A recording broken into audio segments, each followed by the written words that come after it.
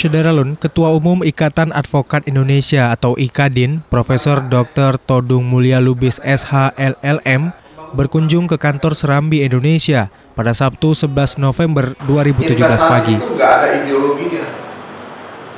Investasi itu tidak ada nasionalismenya.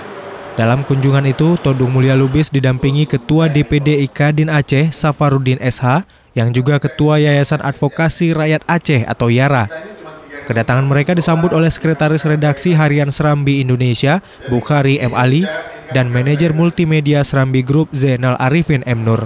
Apakah Bapak melihat investasi ini ada hubungannya dengan penyelesaian konflik juga? Tadi kita ngomong soal dana otsus, ya. Dana otsus masih membantu Aceh, sangat signifikan jumlahnya. Tapi ketika dana otsus tidak lagi tersedia, apa sebetulnya yang salah ini?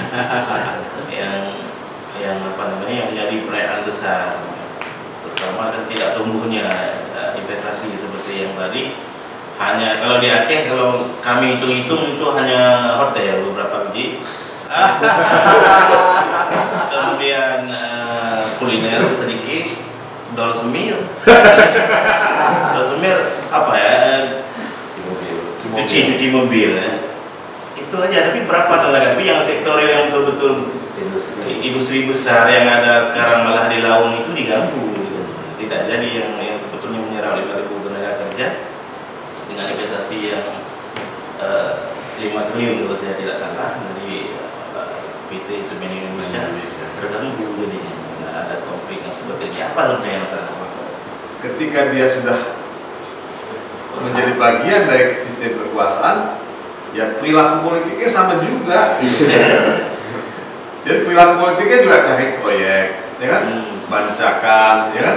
Jadi kesempatan itu dimanfaatkan semaksimal mungkin. Ya.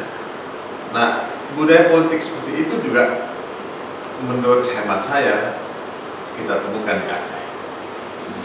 Kunjungan Todung Mulya Lubis ke Aceh dalam rangka memberikan materi bagi advokat dari IKADIN Aceh. Dalam kesempatan itu, ia juga menyempatkan diri bersilaturahmi dengan pimpinan Harian Serambi Indonesia dan rekan-rekan di redaksi. Ini milenial nih. Dari Banda Aceh, Budi Fatria, Serambi On TV.